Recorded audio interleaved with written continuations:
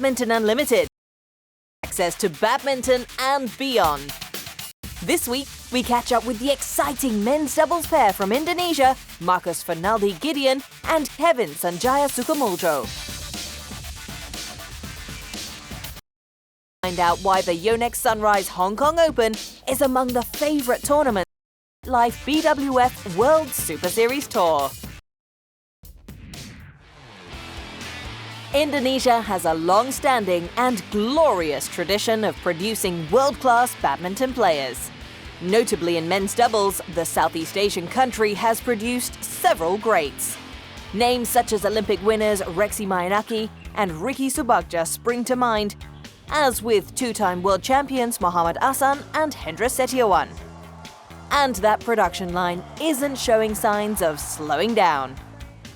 After winning their third World Superseries title this year at the recent Thai Hot China Open, Marcus Fernaldi Gideon and Kevin Sanjaya Sukamuljo are the Red and White's latest prospects in the format. Banyak bimbingan dari pelatih juga kan. There's a lot of guidance from the coaches, so we're driven during training. It helps that we already have so many good players here, so we learn a lot from them, such as what we need to do to stay on top of our game. Biarpun umurnya udah berapa gitu kan. Speaking from Indonesia's national team headquarters in Jakarta, Marcus and Kevin spared some precious time to share with us their outstanding breakout year at the top level. The world number 4 tandem may have started their journeys at different clubs, but both can thank their fathers for giving them their first taste of the sport. There was a badminton hall behind my house and my dad was playing there. I loved watching him and got hooked. From there, I joined a small club in Banyuwangi before I joined Jarum in 2007. I can't remember exactly when I got into the national team. It was either in 2012 or 2013. It feels good to be part of the national team because only the best are selected. Ya, dulu kan start umur 8 ya. I started playing when I was 8 years old. I joined Tangkas when my dad trained me, and I soon got the national call-up in 2011. I'm proud to be in the national team as I've wanted this since I was a kid, so I could play abroad and rub shoulders with international players. It feels great. Main sama yang senior-senior juga. That aspiration came true. In 2013, the then 22-year-old Marcus joined forces with Beijing Olympic gold medalist Marcus Gideon, and together they clinched the Yonex French Open title. It was Marcus's first major international triumph, and the young apprentice was grateful to have had the chance to play with an unassuming great of the game.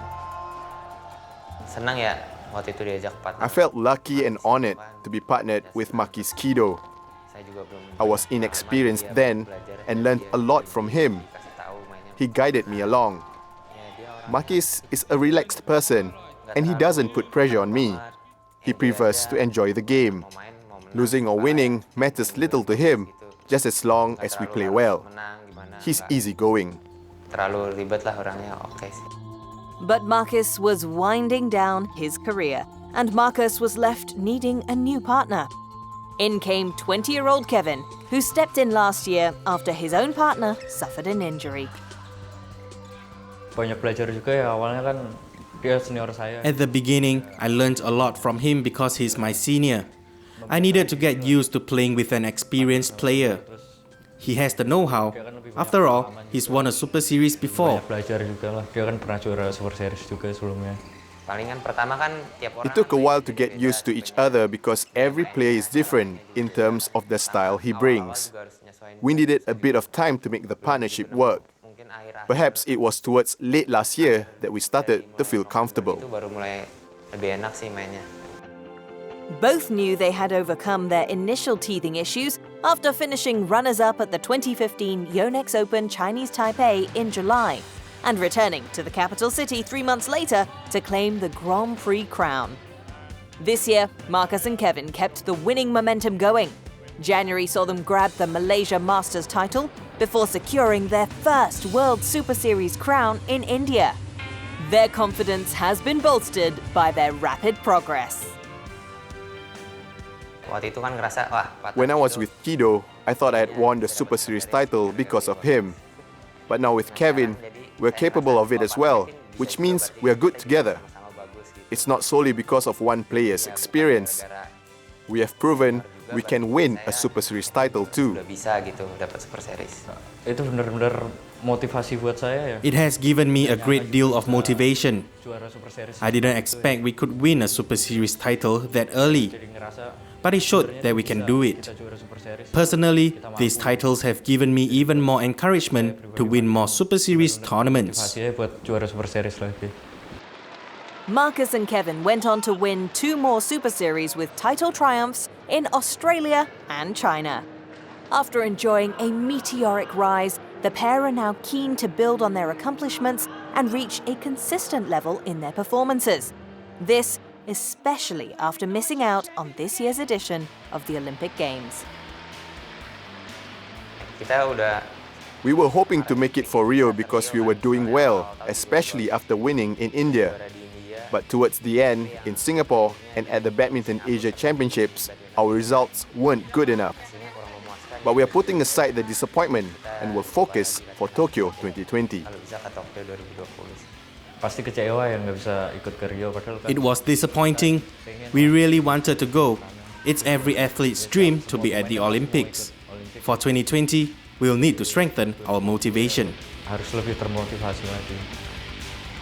It may be a while before Tokyo 2020 comes around, but for Marcus and Kevin, they know they're heading in the right direction.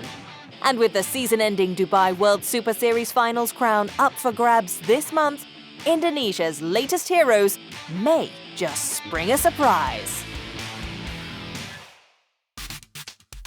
Time for some badminton trivia.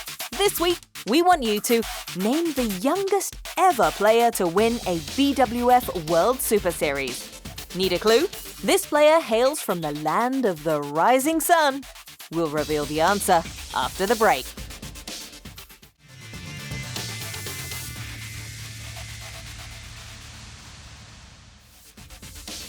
When we return, we're in bustling Hong Kong to learn more about why the year's last Super Series is so popular among players.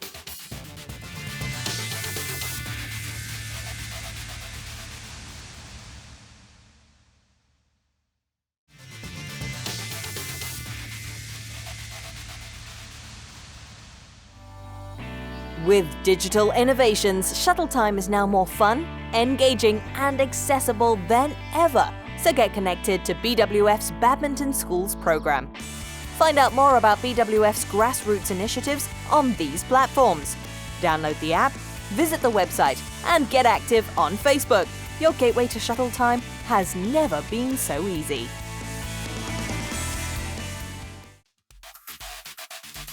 Before the break, we asked you to name the youngest ever player to win a BWF World Super Series. The answer is Akane Yamaguchi. At the age of just 16, the women's singles player won the 2013 Yonex Open Japan after beating compatriot Shizuka Uchida. Her victory was also a historic moment for Japan, as Yamaguchi became the first Japanese women's singles shuttler to top the podium at the World Super Series tournament in Tokyo. But it was 3 more years before she won another Super Series title. This year, Yamaguchi clinched 2 consecutive titles after claiming the Korea Open and Denmark Open.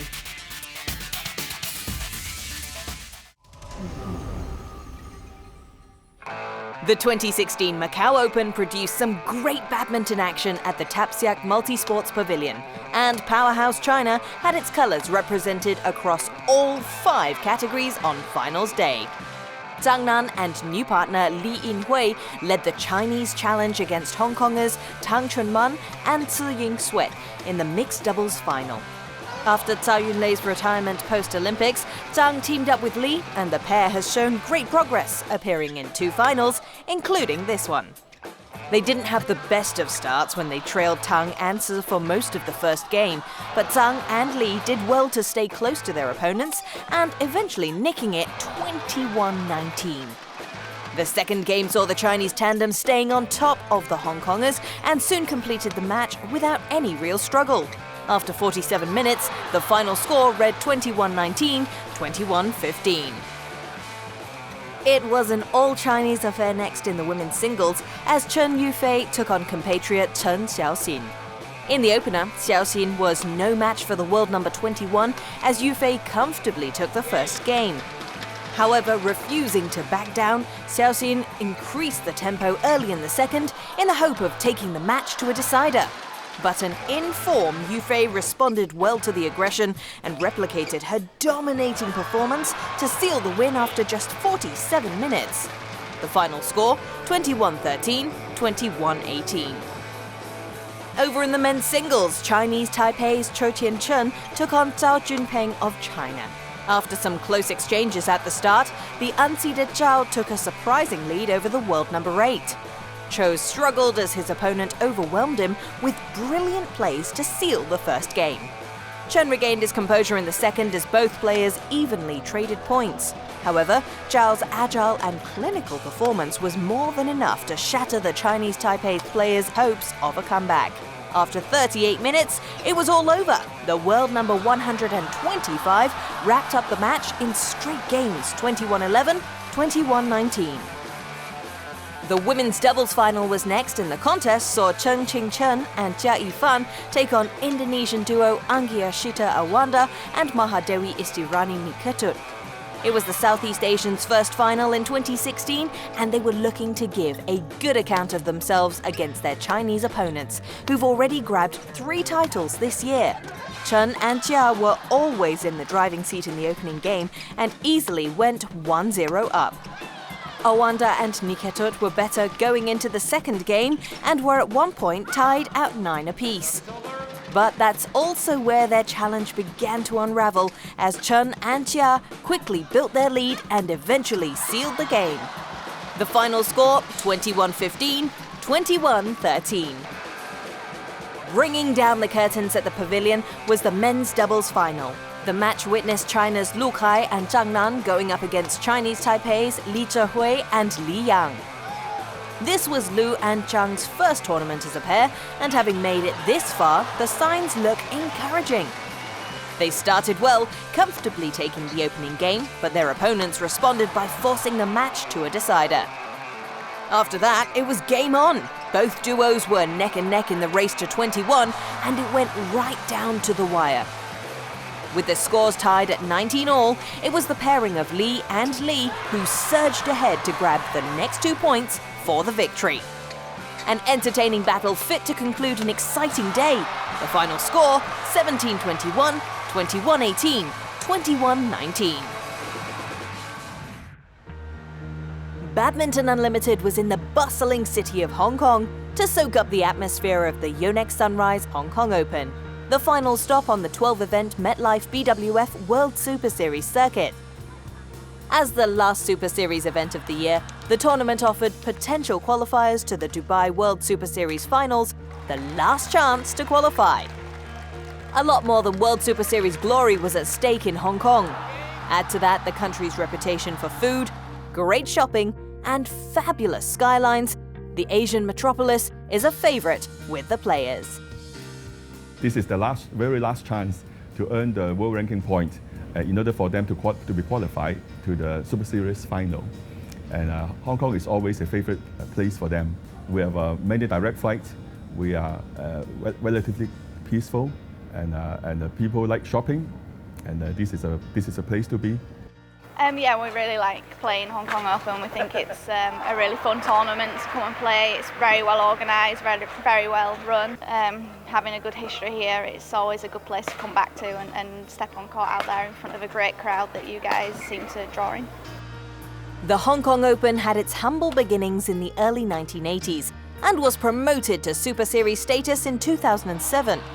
The Hong Kong Coliseum has been the tournament's home since 2011, and this year, the competition saw close to 300 players grace its courts. The stadium is also situated next to the official hotel, cutting down on travelling time for the players. There's one unique advantage is that our hotel is just next to our stadium. So less than 3 minutes, you can walk from the hotel to the stadium. So the players will not need to wait for the transportation to come out to the stadium. And so they can have their best timing they can rest more, and so this is one of the advantage. And because this stadium is hosted in the center of the city, so everywhere is close by. So it's very convenient for them. Badminton is one of the fastest growing sports in Hong Kong. There are about 80 players in the senior and junior ranks, training full-time at the Hong Kong Sports Institute. The current crop of players is already gaining fan and media attention, and the annual Super Series event provides the ideal platform for homegrown players to showcase their talent. When we get to compete at home in a big event, people in Hong Kong get to watch us play. So they get to know more about us, and they get to know more about the sport. This really helps to promote badminton in Hong Kong. The Hong Kong Open is also well received. Thanks to increased media attention, the sport has seen growth in attendance and interest. Over 5,000 spectators were present on finals day this year, and fans were not disappointed. Local hero Ng Ka Long won the first Super Series title of his career and made history by becoming the first Hong Kong men's singles player to top the podium. He's done it! The Hong Kong Coliseum erupts! Ng's victory is a triumph for Hong Kong badminton, and this can only be good news for the administrators, who have plans to take the competition to greater heights. We are seeing more spectators coming into the stadium to watch the games, and we are seeing a lot of chatting in the internet. We saw a lot of newspapers nowadays reporting the event, and people asking me a lot of tickets. so I think that the popularity is very much in Hong Kong. We have been doing this Super Series for the last 10 years, and then we feel confident that we can go further to a next level. The success of the tournament has given local administrators renewed confidence.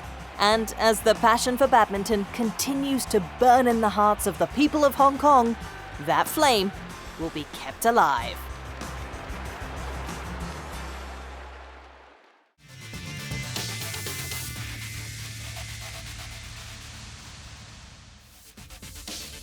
After the break, we give you the full details on the top 8 players and pairs making their way to the Dubai World Super Series finals.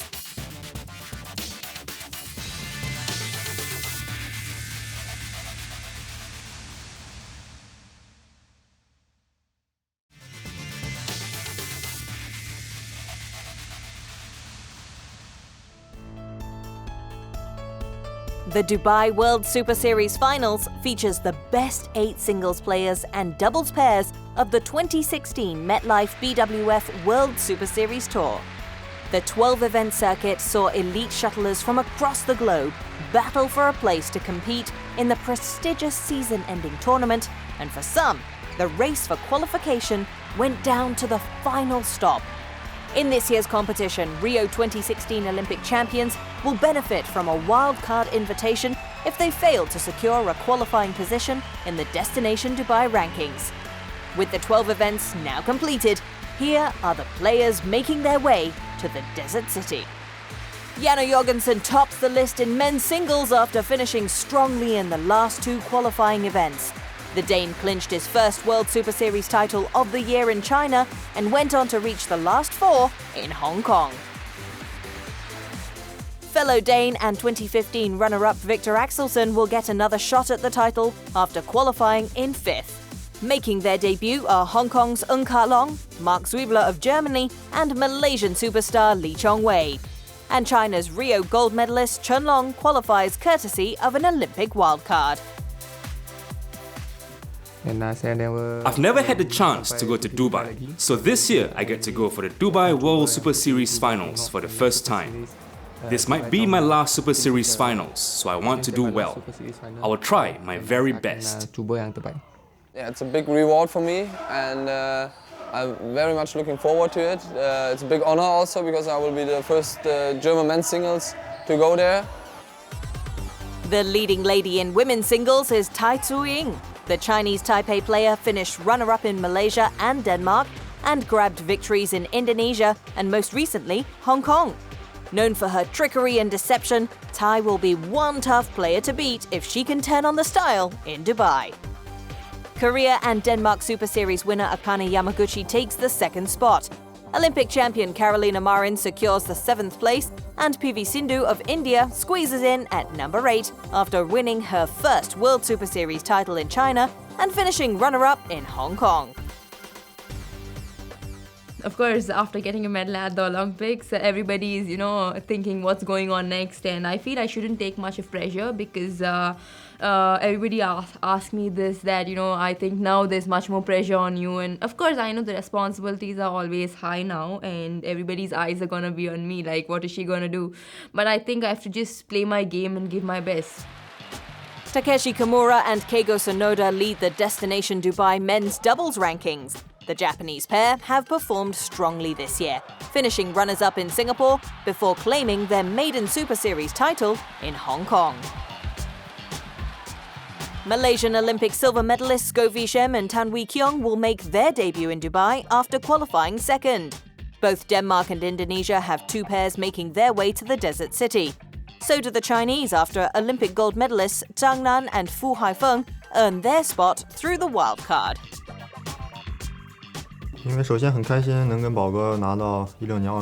We're very happy to have won an Olympic gold, but we've decided to part ways. And since the Denmark Open, we've been playing with another partner.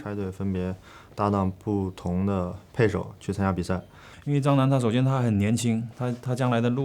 is because Zhang Nan is still young and has a long career ahead of him, while I'm starting to wind down, so I don't want to hold him back. It's great, we've got a wild card to compete in Dubai, and that's going to be our last tournament together. Misaki Matsutomo and Ayaka Takahashi lead the field in women's doubles. The Japanese pair topped the podium 4 times, winning in England, India, Indonesia and Denmark. The Olympic champions have had an outstanding season and will be keen to finish the year on a high. Securing second spot are 2015 runners-up Christina Pedersen and Camilla Ritter-Yule. Naoko Fukuman and Karumi Yonao are Japan's second duo in Dubai and qualify in 5th. Korea and China also have 2 women's pairs making the cut for the finals in the Emirati. Last year we went to the final and actually played a good match against the Liu sisters. I was ill that Sunday. I had to retire in the 3rd game. And I don't know if we can do it better, but we'll try and have a new form top and let's see how far we can go. Ko Sung-hyun and Kim Ha-na lead the pack in mixed doubles. The Korean duo grabbed titles in Singapore and Korea and finished runners-up in Indonesia, Japan and France. Ko and Kim will face some very tough opponents in Dubai, so they'll need to be at their best if they want to go all the way.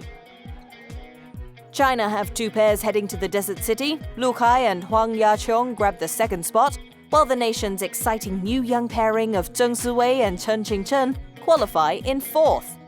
Indonesia also have 2 pairs in the finals. Olympic champions Tontowi Ahmad and Liliana Natsir are in 5th, followed by Praveen Jordan and Debbie Susanto.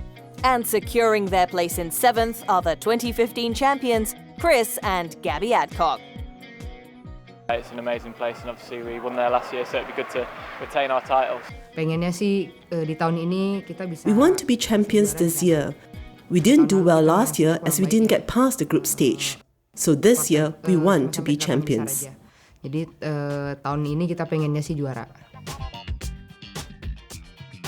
It's going to be a spectacle in Dubai as the world's best shuttlers compete for a share of the US $1 million prize pot.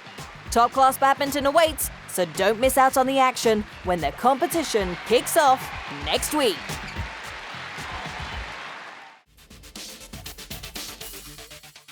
Before we go, let's see what the international circuit looks like as we check the Badminton Unlimited calendar.